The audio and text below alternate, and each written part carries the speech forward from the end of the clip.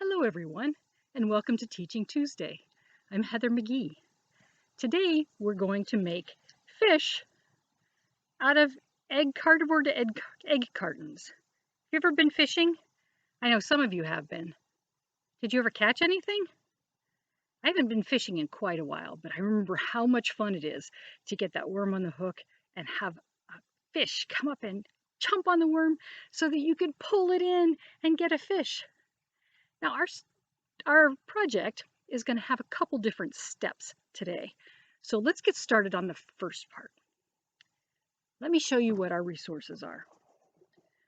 First of all, you need, they're stuck together, cardboard egg carton. Now, if you've got 18 egg, the dozen and a half size, that's fine. You'll only need one. If you have regular dozen size, 2 will be better. The second part of what we're doing, we're going to need either some waterproof or water-based markers. These are the ones that you can wash off your hands. And a spray bottle or some watercolor paints, a brush, and a container of clean water. Regardless of which one you're using, you are going to need some newspaper, so you can work on that today. Last of all, you're going to need a pair of scissors. Okay, you ready to get started? The first step is tearing an egg carton apart, which is actually pretty fun. There are a couple ways in particular I'd like you to tear this off. First of all, I'm going to tear off the lid. And I'm trying to keep this all together so it doesn't just rip into a zillion little pieces. The next thing I'm going to do is take off the outsides. This tears pretty easily. See this? Just tear it off, bend it down off the outside, and then you can take it right off. See if I'm bending it down. So bend the sides down. See how it's bending there? And just tear this off. Little guys, you may need some bigger people to help you out, whether it's an older brother and sister or a parent. Okay, so we're going to tear these off. I'm going to be trying to tear them off relatively carefully because they will just split all over the place. This is a recycled paper, and it comes apart very easily. See that? So we'll save those for the recycling bin. Okay, now I have what's left of the egg carton with the sides torn off. I'm going to break this into 2 pieces. So take your egg carton and you're going to break that center section. So pull them away from each other. See that? There we go. And you'll be able to get them off in 2 sections. See that? You've got one little set of spikes here and another. You've got lots of extra stuff on there, but we're going to tear that off next. What you're going to try and keep are these little diamond-shaped points that separate the eggs in the egg carton. So come on down here and watch. Little by little, we're going to tear these off. Not too fast. You know, try and be careful. See, that's the shape I'm left with.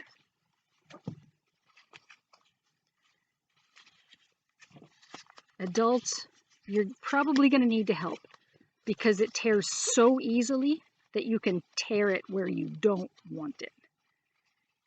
Break it in between each one of these. There we go.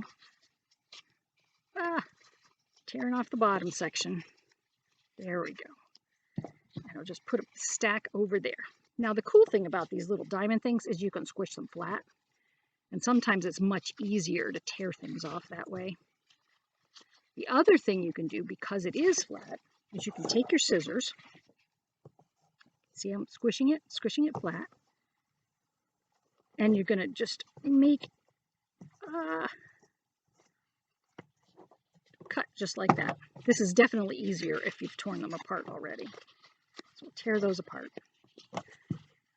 Flatten. And you're going to cut that bottom part off so it's kind of smooth. When you open it back up, you'll have a looks like a little cap that will stand up. So flatten it, and you're going to cut a curved line right along the bottom. See where the edge of the carton has been? I'm going to cut that part off. There you go. And I'm just going through and cutting all of the bottoms off. It's very nice because you can squish them flat. So they're all nice and neat on the bottom. Some of them might be torn. So we'll just keep an eye open. Like, see the edge of this one, it's torn a little bit. So I'm just going to cut that off a little more. And then the last one here. Some may be bigger than others. And that's all okay. There. See how we've got a whole stack of them here?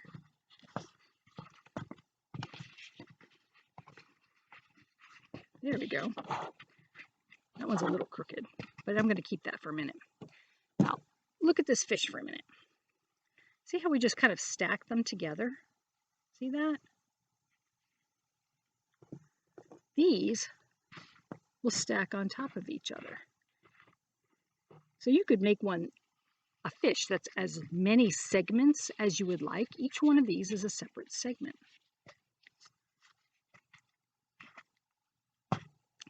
The next thing we're going to do is to make them different colors.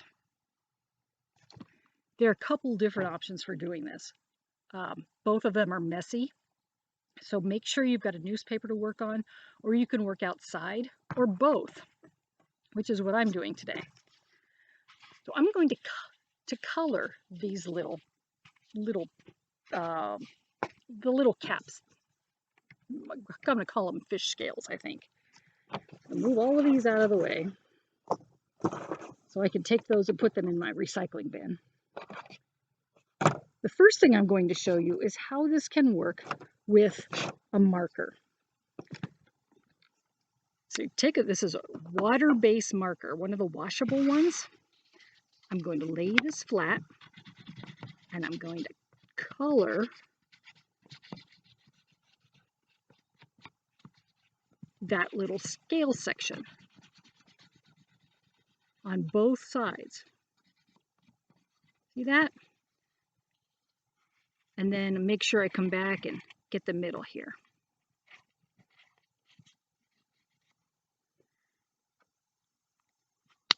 I'm going to do that for several of these. For one fish, you're going to want 6 or 7 scale sections, and then we're going to put a tail on it. I'll show you how we'll do that too. Yeah, there we go. So I colored both sides, and then when we put it back into square, I'll just mark down the side here so that will be a solid color also. And make a purple one too. Now you can make as many of these as you want, but you're going to need at least 6 of them to make your little fish. This is a water-based marker. I'm getting it all over my hands. It will wash off with soap and water. I'm going to move those. Now I'm going to spray these with a water bottle. I'm going to try not to spray my computer. But they turn really cool because it's water-based. Just a little bit of spray. See that? It looks like you've just painted them. See that? So if you don't have paints, this is a great way to get your fish scales to be a really cool color. Now, the important part now is that we need to let these dry. If they don't dry, they're probably just going to tear into little pieces. So I've got the top of an egg carton, and I'm just going to gently take these and sit them right inside the egg carton and let them dry. Put them over on the edge here. Now I have some more. This set I'm going to paint with watercolors. So I have my watercolor set here. Sometimes people will have a set of just 8 colors. This one is a set of 12. It doesn't really matter how many you have. Here we go. So I'm going to put some more of these little things over here. Get my water on my brush. I'm going to use cool colors here because I always think of fish as being underwater because, you know, that's usually where fish are. And it's nice and cool under the water. So I'm going to take and paint my fish. This is kind of a bright green. Different colors that are cool colors. What are other cool colors besides green? Can you tell me? There are 3 basic colors. We've got green and blue and purple. In between colors, it's important to wash your brush out so that it's nice and clean. We'll make a dark green one here. Add a little bit more water. These sop up water very quickly. So you're going to want lots of water in your paint. If you don't have paints, go ahead and use your markers. And then just spray a little bit of water on them and set them aside to dry. There we go. Maybe a blue one. Blue is a great cool color. So is purple. They are nice. When you put them all together, it can be nice and shimmery and remind you of being underwater, whether it's at a swimming pool or in a pond. If you want to use reds and yellows, there's nothing wrong with that either. I'll make a purple one too. Nope, I don't think this is purple. I think that's dark blue, isn't it? Look at that. When the paints are all dry in the pan, it's kind of hard to tell what color they are. I guess I still need to make a purple one then. There. Oh, love that color of blue. And need one for purple. Which one is purple? Is this one purple? Yes, there we go. There, that's purple.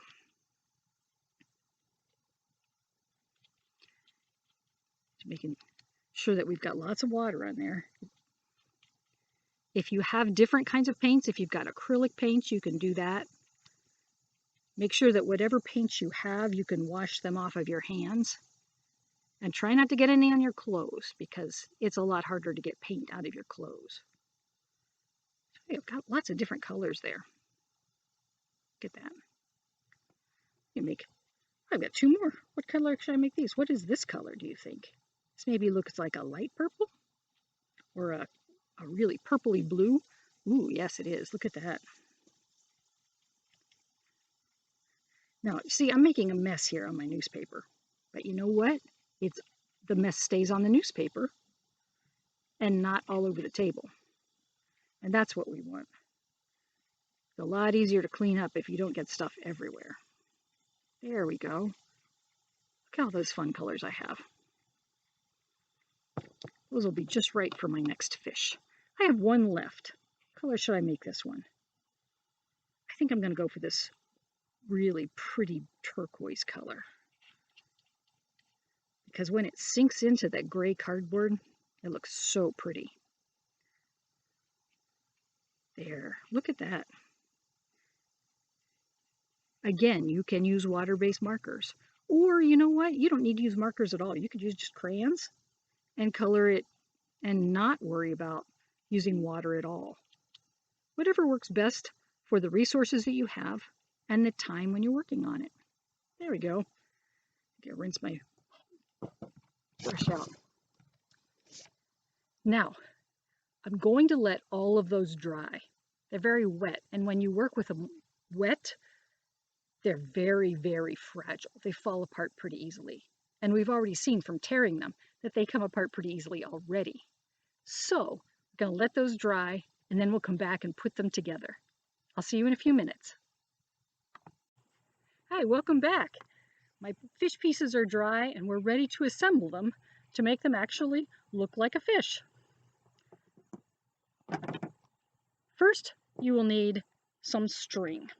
And on the end of the string, I'm going to take a piece of tape and I'm going to roll it around the end of the string to make it kind of like a needle. Now, if you have a big long, like a tapestry needle, that would be great. It's a lot easier to use than a piece of tape on the end of a string, but it does work, especially if you've got little fingers that are having a hard time getting that string through. So I just twisted that around so it makes it so it's firm on one end. Now I need to start out with a tail. Now one of these, see the little caps? Okay, we talked about. One of them I cut up in to make it look a little more like a tail. I'm going to squish it. There we go. Now underneath that tail, I'm going to, let's start out with the beginning of this. With my good piece of string. It's probably, let's see, how long is this? About 24 inches long. And I'm going to start out by putting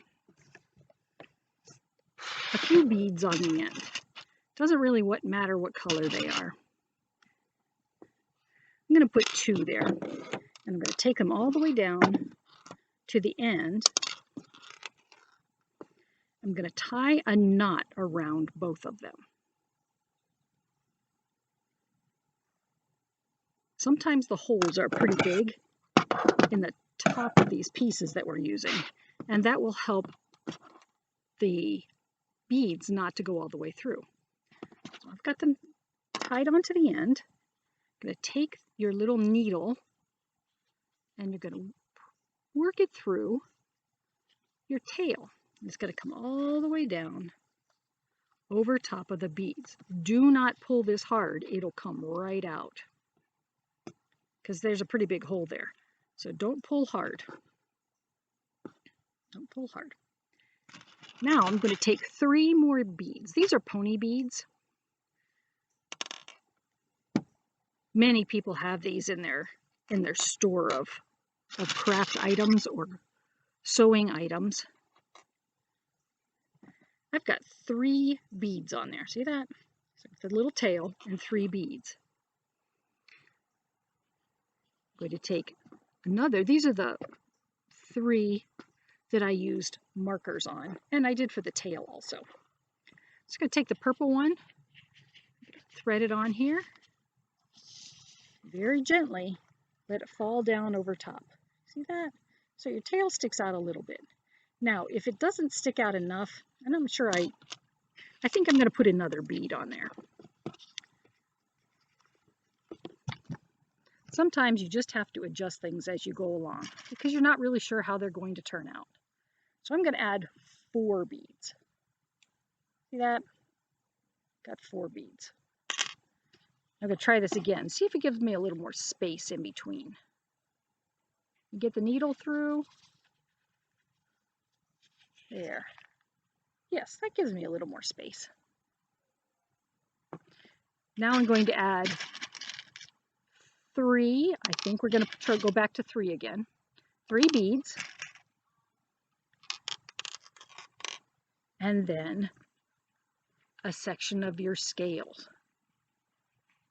Work it through there. There. 3 more beads.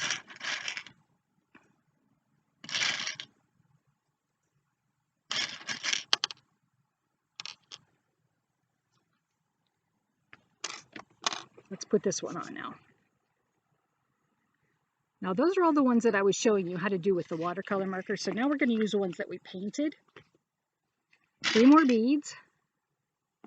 1, 2, 3. Since you can't really see the beads, it doesn't matter really what color they are. I'm going to use this bright green one that we painted. So get it through there. And 3 more beads. 1, 2, 3. And let's put another piece on. Oh, how about this nice purple one?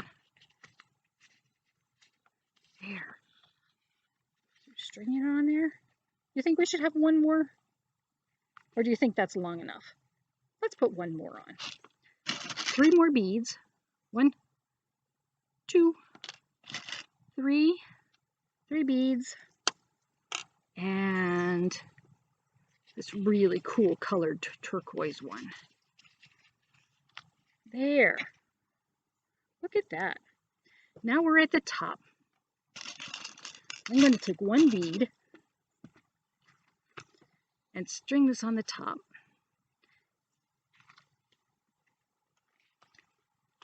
And I'm going to come back around. Once I've got it on there, I'm going to bring my little needle thing around and put it through again. And it'll kind of keep things in place. The last step, I'm going to put an eye here. And an eye on this side.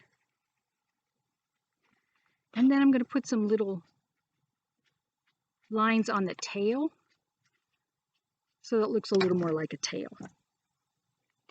And with that, you have finished your fish. You could hang it up and say, look, I've been fishing. I hope you've had a good time today. We kind of made a mess, but that's okay. It all cleans up with soap and water. Have a great day. I'll talk to you again next week. Goodbye.